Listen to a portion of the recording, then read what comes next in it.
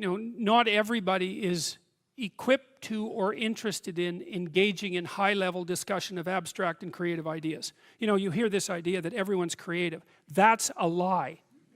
It's as straightforward as that. True creativity is very, very rare.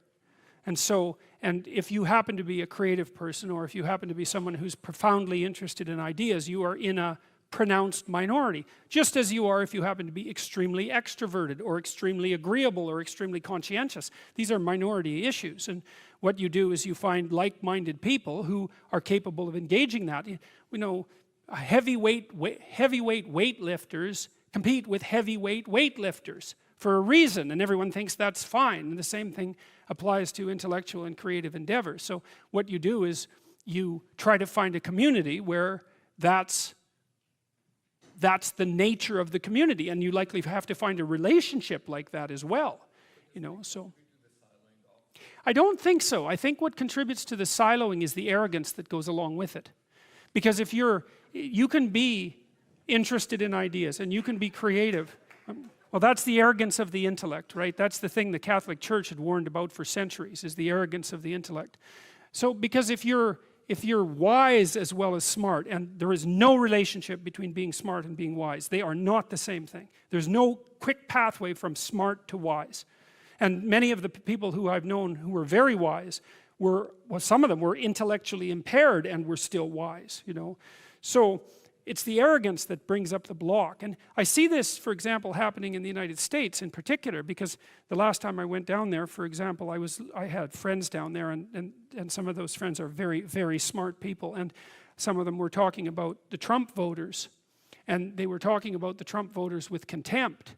And I thought, you better watch that, because that's 50% of the damn population.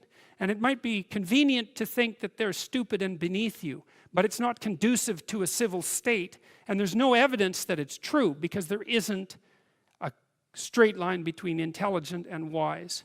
And so I think that if your character is developed and you're intelligent, you can have your siloed creative community, but you develop enough wisdom so that you can see all the things that people can do that are of high ethical utility that are outside the intellectual domain. And I think that's why in the New Testament, I think that's why Christ is a carpenter, right? Because, well, first of all, a carpenter is one of those jobs that when you're dishonest, it manifests itself immediately, because what you build falls down. And so if you're an honest carpenter, you build a good house. So there's a nice metaphor there. But it's also a warning, in some sense, against the equation of intellectual brilliance with moral superiority. And so if the intellects would drop their moral superiority, and fat chance there is of that, then the divide between the working class, say, and the elite would resolve. And there's every reason to have respect for decent working class people.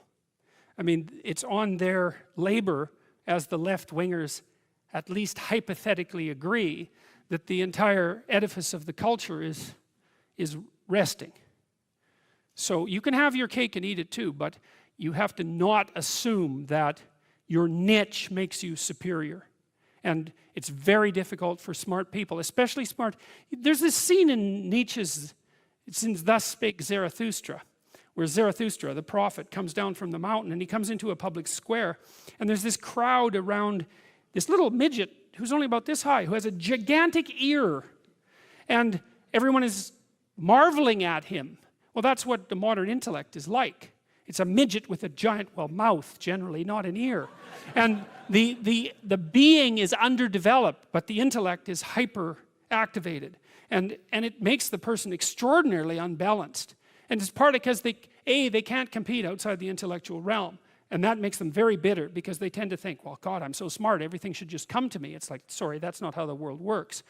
And it also, that attitude is immediately evident to people that they're talking to when they talk in the manner that they talk, if they are arrogant intellectuals of that sort.